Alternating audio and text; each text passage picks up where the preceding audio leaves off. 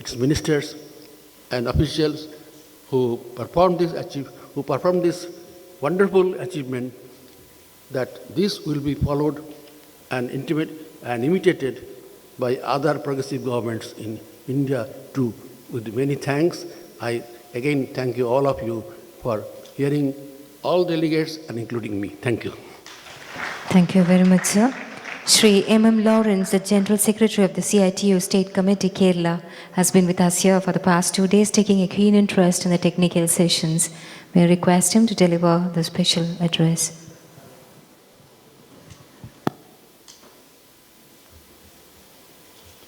Chairman and friends, this is a big event in my memory because the challenges faced by the working class, not only of Kerala and India, world over,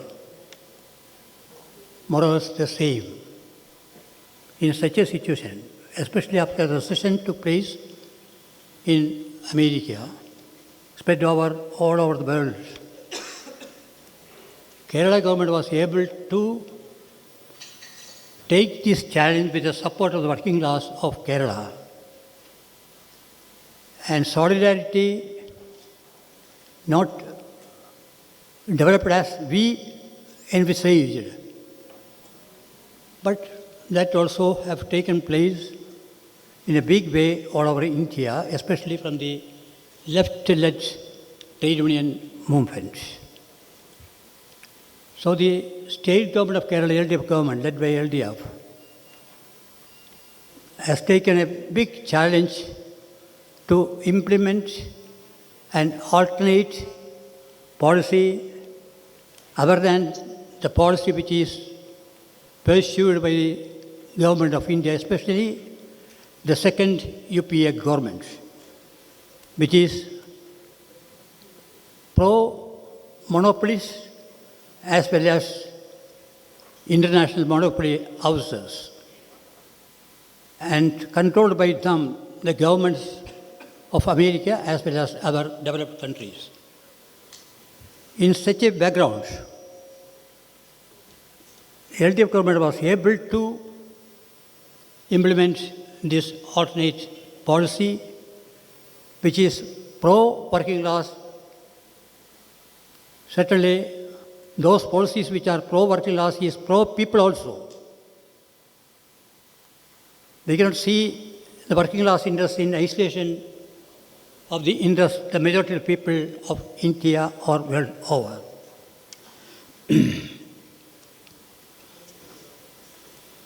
We all very well know, it was mentioned here also, before the LDF government came to power, UDF was ruling the state. They decided to abolish all the state enterprises,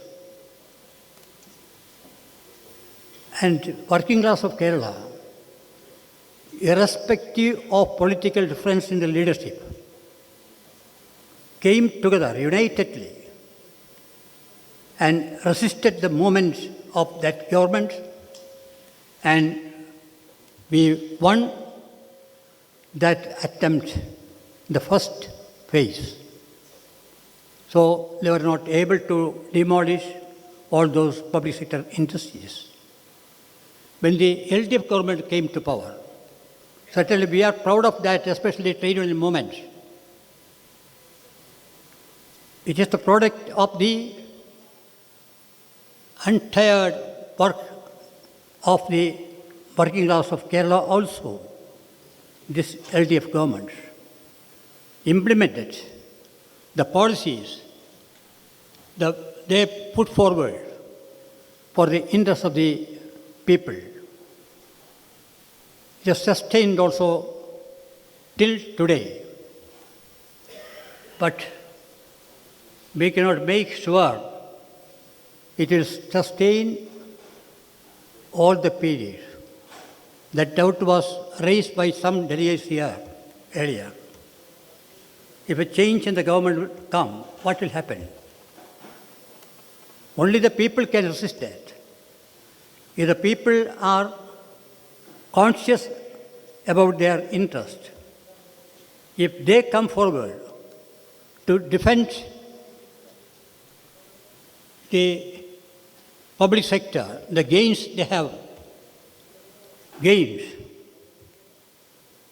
to protect that, that can be defended in a big way. This is my opinion. So also, as to campaign among other states, working class and people, the achievements which was made in Kerala state, without getting the support of the other section of people all over India, in isolation, only by a state government such as Kerala, it is not a big state. So many bigger states are there. Industry developed, such as Maharashtra, UP, or Rajasthan, Karnataka, Andhra, such states are there. But there the left forces are not so powerful. And their policies are toying what the line is being taken by the central government. And we all very well know the policy of the central government, which is in support of the international monopoly houses. So it's a difficult job for the working class in Kerala as well as in India to defend their product, this public sector. Maybe in isolation only in Kerala or in Bengal, it is sustaining. It has to be defended and protected by gathering the support of the working class all over India. For that, the left-led trade unions are working hard to make conscious the workers all over India in defending the state-owned enterprises in Kerala.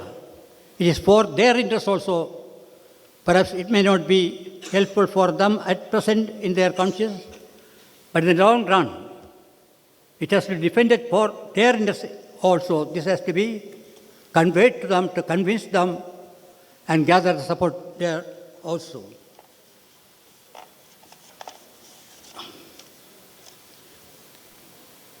A public sector took place in Kerala not only now. In 1957, after India became independent, the first left government led by Communist Party, then the world-renowned Marxist theoretician and a pragmatic thinker, EMS was the chief minister. Under his leadership and guidance, the first public sector industry started in Kerala. But that government was subverted by all the reactionary forces in Kerala consolidating together, not only political parties, all the communist parties, with the support of the central government. And the international reactionary forces led by American imperialism also supported that struggle against the Kerala government, subvert that government. So that government could not fulfill their rule for the full term, that is 60 months, 5 years. When completed 28 months, even though that government had majority in the assembly, in the beginning also they had only 2-member majority. It's continued further to the end. That government was dismissed by the central government. For the dismissal, all the reactionary forces consolidated together and started a subversive struggle, fight to oust the government led by the Communist Party in Kerala, which was implementing progressive, left-oriented. Perhaps it will be correct to say that programs were programs of Indian National Congress, who led the national movement for the independence of India. But that too was opposed to the International Congress when they came to power, when the left government came in Kerala in power and implemented the same policy which they were enunciated. But they led this liberation, the so-called liberation struggle, and supported that government. Subversion did not succeed, but the central government dismissed that government. That's what happened then. But still, the left forces continue to gather strength in Kerala. So many times left government came to power, and sometimes the other forces also came to power, and they tried to nullify what all pro-people programs were implemented in Kerala state. So my request to all the delegates here who have come from many countries world over and have explained here their experience, and it was very educative also. Without the support of the international working class movement as well as the people who support the public sector, Kerala cannot succeed so much further. This is my opinion. So, this conference has very much helped us to explain our position, the difficulties which we are facing today. I hope this message has gone to the thinking of all the ladies here, and they will certainly explain this position of Kerala state, which is defending public sector, which is implementing an alternative policy, that which of other than the central government's policies, which is pro-imperialist policies also. So, if we convey all these details among the people, the delegates who have come from which country may be, from South Africa or European countries or whatever may be, it will helpful for consolidating further a working class power. So also defending the public sector. With this request, I thank you all for hearing my small words. That's all I can read here. Thank you very much, sir. And now let me request Sri K. Padmakumar, Secretariat, to propose the vote of thanks.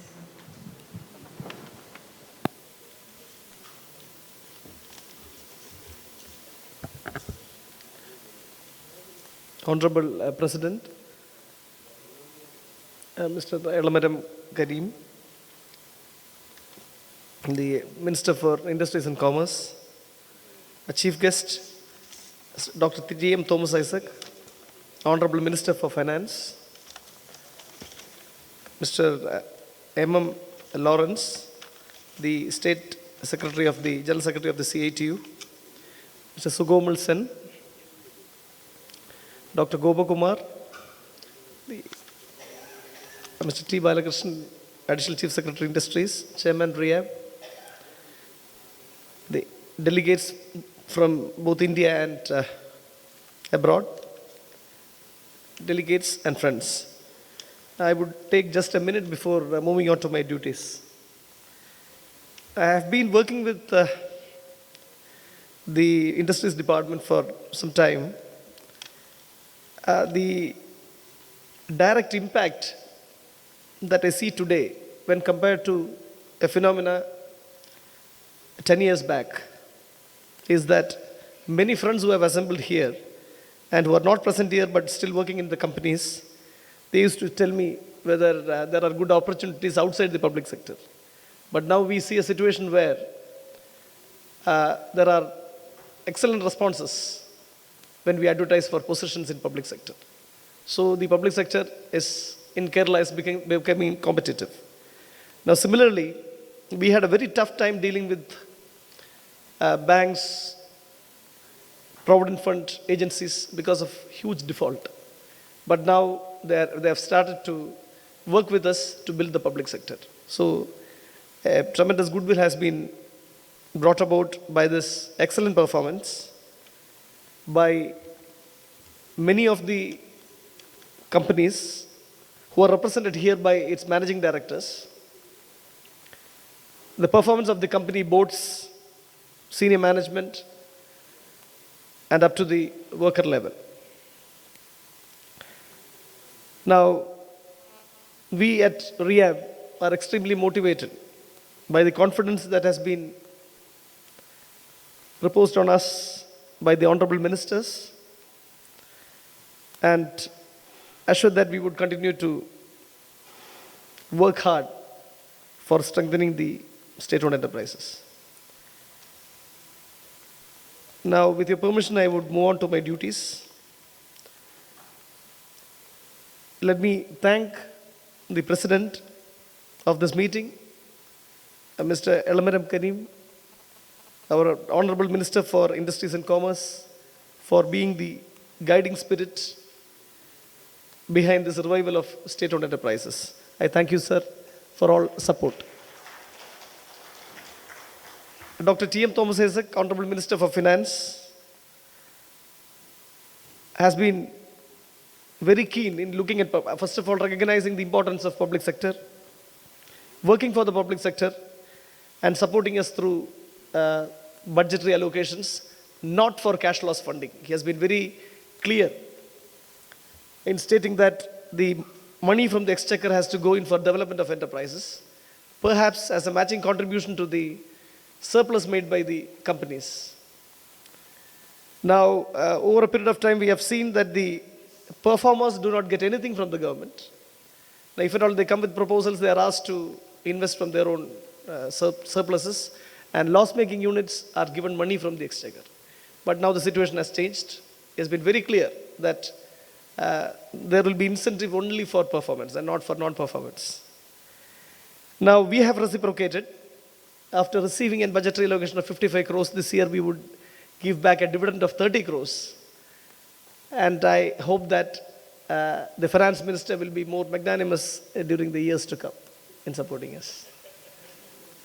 I thank you very much, sir, for speaking to this gathering and helping us to build the public sector forward. Thank you, sir. I thank the guests, Mr. Sugomal Sen, Mr. M.M. Lawrence, not only for being part of this valedictory function, but also for the guidance and support that is being extended to us. Now, Mr. Sugomal Sen, Mr. M.M. Lawrence is always interacting with us for all matters related to the companies, being in Kerala. And Mr. Sugomal Sen had supported us right from the national conference held at Delhi. I thank you, sir, Mr. M.M. Lawrence and Mr. Sugomal Sen for attending this valedictory function. Now, I would take this opportunity to thank the international delegates who we know have accepted our invitation at very short notice. Because normally, as Professor Y.R. Reddy says, it would take at least 3 to 4 months a lead time has to be given for attending these seminars. We know that you have been kind enough to squeeze this program into your very, very busy schedule. Mr. John Samuel reached today morning, even after his flight getting cancelled in Frankfurt because owing to snow. So he was kind enough to fly direct from Geneva to Kerala and straight away get onto the dais and deliver a lecture. That's the case with many others. So I thank all the international delegates who have supported us to make this conference a success.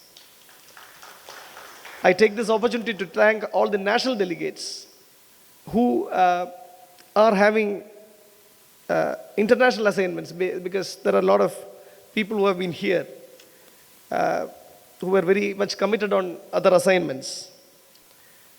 In spite of their busy schedule, they have made it to this conference and contributed for its success. I thank you one and all.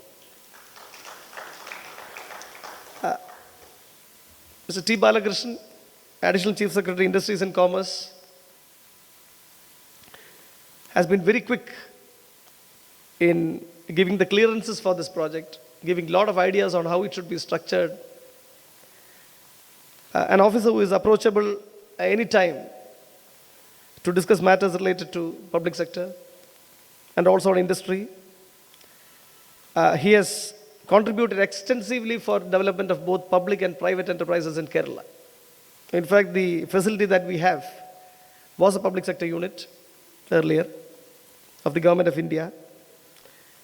Now, there are a lot of developments in the tourism sector, and Sir has been the secretary for the tourism also for quite some time. So he has brought in a lot of investments into the state and has been championing revival of the public sector also. Thank you, sir, very much for all this guidance and support. I thank our chairman, Mr. John Mathai, the former chief secretary, who is now full-time in rehab after his retirement from the Indian Administrative Service as chief secretary. Now, we get guidance on an hourly basis. And now he is the spirit within rehab for championing this cause. I thank you very much, sir, for all this support. Kurian sir has always been a source of inspiration. Now, owing to this transfer to Mumbai on a central deputation, he is no longer with the Industries Department. We hope that you would come back and then continue the good work you were doing for 2 to 3 years prior to 2010.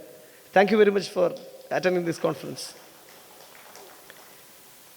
I thank all the managing directors and senior managers who were invited for this conference for being part of the function.